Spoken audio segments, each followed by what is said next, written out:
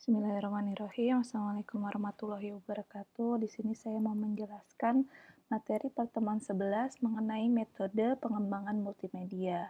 Ya, jadi ketika kita mengembangkan suatu produk multimedia, kita perlu menerapkan metode, gitu ya, supaya hasilnya optimal. Nah, sebenarnya di sini ada beberapa metode pengembangan multimedia yang saya ketahui gitu ya. Ada 4 ini, tapi di sini yang kita akan bahas detail hanya yang pertama, karena dia paling sederhana. Oke. Nah, lalu ini disebut metode Luther yang dikembangkan oleh Sutopo, ya. Oke, jadi ada tokoh namanya Luther, dia bikin 6 tahap ini ketika kita ingin mengembangkan produk multimedia. Ada konsep, desain, material collecting, assembly, testing, dan distribution, ya. Tapi dalam penerapannya urutannya tidak masalah, bisa ditukar-tukar gitu. Ya, cuma si konsep harus pertama kali. Nah, lalu ini tidak harus urut tadi ya. Lalu si metode Luther ini dikembangkan oleh Sutopo ya. Sutopo mengadopsi metode Luther ya. Jadi dia membuat semacam siklus. Oke. Nah, ini jadi tadi berawal dari konsep, lalu selanjutnya desain, material collecting, assembly, testing, distribution, dan seterusnya. Gitu. Jadi diawali dengan konsep dan diakhiri dengan distribusi. Nah, kalau misalnya belum ada pengembangan lagi, nah harus diawali dengan konsep lagi seperti itu. Ini menjadi siklus dan ini harus berurutan ya. Setelah dikembangkan Sutopo jadi seperti ini. Nah, yang pertama konsep itu ngapain? Jadi di awal kalian harus menentukan tujuannya, aplikasinya ini tujuannya untuk apa, ya. Kalau misalnya kalian bikin produk augmented reality itu berarti untuk pembelajaran gitu ya. Nah, lalu audiensnya siapa? Siapa yang akan menonton? Siapa yang akan menonton. Jadi kalau kalau project kalian berarti nanti akan dilihat oleh siapa? Mahasiswa gitu ya, mahasiswa teknik komputer. Nah, terus si penggunanya itu nanti karakternya seperti apa? Dia apakah eh, biasa menggunakan komputer atau enggak, nanti aplikasi yang dihasilkan akan berbeda gitu ya. Jadi mungkin kalau misalnya dia baru pakai ya kita harus detail. Klik di pojok kanan atas gitu ya untuk melanjutkan ke halaman berikutnya, ada petunjuk seperti itu. Kalau misalnya dia sudah biasa ya mungkin dengan ada tombol bentuk panah aja dia sudah mengerti. Nah, nanti si aplikasinya akan digunakan untuk presentasi atau digunakan sendiri sama si penggunanya itu juga beda bentuknya. Nah, nanti mau ukurannya seperti apa, dasar perancangannya seperti apa, targetnya apa, ini juga kalian lakukan di awal gitu ya, ketika kalian membuat konsep untuk project kalian. Lalu outputnya kayak gimana ya, ini adalah ini output dari konsep. Biasanya kalian menuliskan tentang ini tadi tujuan dan sebagainya ini ya dalam bentuk tulisan ya, jadi punya konsep gitu ya. Nah, setelah itu tahap berikutnya adalah desain ya. Desain ini sudah rinci tentang si arsitektur aplikasinya. Nah, ini ya. Jadi dibuat rinci supaya nanti tahap-tahap berikutnya bisa dilaksanakan berdasarkan si tahap desain ini ya. Nah, tapi kadangkala tetap aja sih ada penambahan gitu ya. Jadi di desain ini biasanya dibuat dokumentasi berupa storyboard ya, dan ada struktur navigasi atau flowchart. Oke. Nah, storyboard jadi ini nggak ada bentuk bakunya ya. Ini awalnya dulu yang bikin Walt Disney tahun 1930 ya, supaya kalau misalnya nanti jadi biasanya kalau project yang sudah besar ya sebelum membuat produknya ya ada rapat dulu nih ada rancangan seperti ini kayak gitu. Setuju atau enggak kalau misalnya ada kliennya gitu ya, kalian membuat produk yang punya klien gitu ya. Nah, itu biasanya menggunakan si storyboard sebagai panduan gitu ya. Dan biasanya yang jadi programmer, kalau perlu programmer ya ada desainer grafik, animator, itu beda-beda orangnya. Nah, si storyboard ini yang akan menjadi panduan. Nah, terus kita juga bisa tahu apa aja elemen yang dibutuhkan gitu ya, perlu ada suara apa, atau perlu ada teks apa, gambar apa. Nah, terus konsisten ya, kalau misalnya yang bikin nanti orangnya banyak gitu ya, timnya banyak.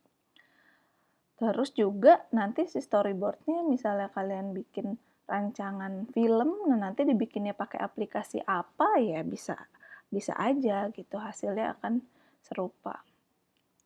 Ya, jadi di storyboard ini minimal ada nama scene, lalu ada sketsanya ya, dan ada rincian objeknya. Di sketsa tersebut akan ada teks apa saja, gambar apa saja dan seterusnya. Oke. Nah, terus juga ada interaksi apa, misalnya ada tombol seperti itu. Yang berikutnya adalah struktur navigasi. Ini di buku Vaughan ya tahun 2006 ada 4 macam navigasinya ya.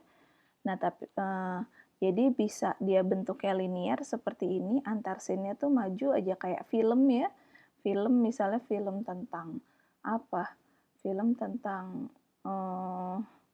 apa ya terakhir tuh ya saya nonton udah lama juga ya nggak ke bioskop ya. Nah, jadi misalnya film tentang perang gitu ya. Jadi ini ngumpulin timnya dulu, nah terus membuat strategi, terus peperangannya, terus akhirnya gimana gitu ya. Nah, itu kan ya harus urut seperti ini ya. Nah, ada juga hierarki. Jadi ada yang linear tapi ada cabangnya. Nah, kayak gini ya. Misalnya ini menu utama, terus ada sub menunya. Nah, untuk ke sub menu bawahnya lagi ya harus melalui sub menu yang ini, kayak gitu. Mungkin ini ya seperti di web gitu ya. Nah, misalnya di web ada menu profil. Nah, misalnya web IPB. Nah, ada profil. Nah, dalam profil ada sejarah, visi misi dan seterusnya. Nah, terus non-linear. Kalau ini ya benar-benar bebas. Ya. Berikutnya komposit. Ada yang berdasarkan aturan tertentu, misalnya di sini ada yang linear, tapi juga digabung sama yang misalnya di sini ada yang hierarki gitu ya. Komposit itu gabungan gitu ya. Ada juga yang bebas ya, dari sini bisa ke sini, bisa ke situ. Nah, terus kadang-kala juga di desain itu, di tahap desain ada flowchart, tapi jarang digunakan karena ini sulit dimengerti katanya. Nah, contohnya seperti ini, mungkin flowchart untuk film ya. Nah, tahap yang ketiga adalah material collecting, mengumpulkan bahan ya.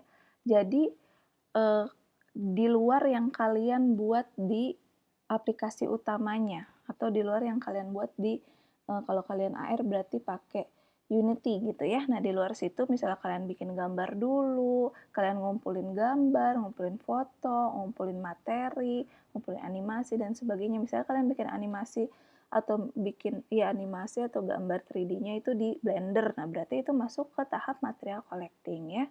Seperti itu. Kita udah nyiapin bahan-bahannya sebelum masuk ke aplikasi untuk menyatukan bahan-bahan tersebut. Ya. Nah, tapi kadang-kala juga dia akan paralel dengan tahap berikutnya nih, tahap assembly ya, tahap pembuatan. Ketika kita lagi membuatnya di Unity, oh ternyata butuh script. Nanti kita bikin script dulu di aplikasi lain misalnya. Nah, ya itu ya bisa aja seperti itu ya. Tahap berikutnya adalah pembuatan. Nah, ini yang menggabungkan ya elemen-elemen tadi, terus juga membuat struktur navigasinya gitu ya. Jadi misalnya ada menu-menu apa saja. Nah, ini semua di perangkat lunak authoring ya. Perangkat lunak authoring adalah authoring tools gitu ya. Jadi yang perangkat lunak yang digunakan untuk membuat produk multimedia ya. Misalnya kalau yang kalian pakai berarti Unity ya. Ini Adobe Flash ini yang tahun lalu belum saya ganti, nanti saya ubah ya. Nah, terus ada berikutnya kalau udah jadi ya tentu saja dicoba gimana. Dicoba pengujian itu ada alpha test. Alpha test berarti yang menguji itu yang bikin kalian atau lingkungan kalian. Artinya kalau misalnya nanti kalian presentasi di kelas, terus diberi komentar oleh teman-teman kalian atau oleh dosen, yaitu masuknya alpha test. Nah, berikutnya ada beta test. Kalau beta test oleh si penggunanya nanti ya, nanti yang pakai siapa? Misalnya kalian membuat membuat augmented reality berdasarkan materi kuliah semester 1, ya berarti nanti yang pakai harus si mahasiswa semester 1, seperti itu. Makanya kadang-kadang ada aplikasi versi beta ya, nah itu udah bisa kalian pakai, tapi sebenarnya masih pengujian, kalian sebagai pengujinya gitu. Ya. Nah, terus distribusi. Nah, ini gimana nanti digunakannya, pakai apa gitu ya. Kalau misalnya AR ya berarti apakah di-upload di Play Store atau bisa download atau gimana gitu. Itu distributionnya ya. Seperti itu. Nah, terus juga apa namanya? Hasilnya itu filenya seperti apa, ukurannya berapa, akan disimpan di mana dan sebagainya itu nanti di apa namanya?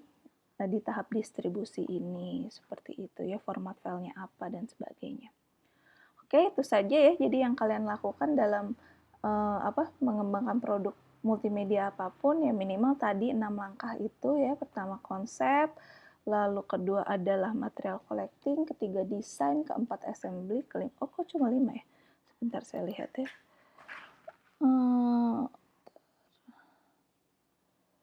Nah ini ya. Konsep, desain, material collecting, assembly, testing, lalu distribution. 6 ya. Seperti itu. Itu kalau kalian menggunakan metode ini Luther-Sutopo ya, dia paling sederhana. Tapi kalau kalian merasa kurang cocok ya masih ada metode lain gitu ya. Nah, misalnya Dasbas nih dia. Ini tokoh-tokohnya ya yang membuat si metodenya. Nah, dia bikin tahap-tahapnya seperti ini ya. Atau Vaughan seperti ini. Atau juga Suyanto ada seperti ini ya.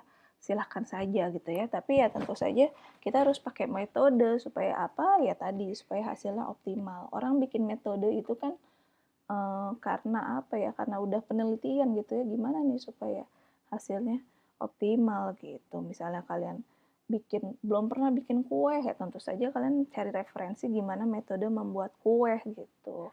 Ya nggak tiba-tiba campur-campur aja tuh semua gitu ya. Seperti itu. Oke, semoga sukses proyeknya. Saya akhiri. Terima kasih. Wassalamualaikum warahmatullahi wabarakatuh.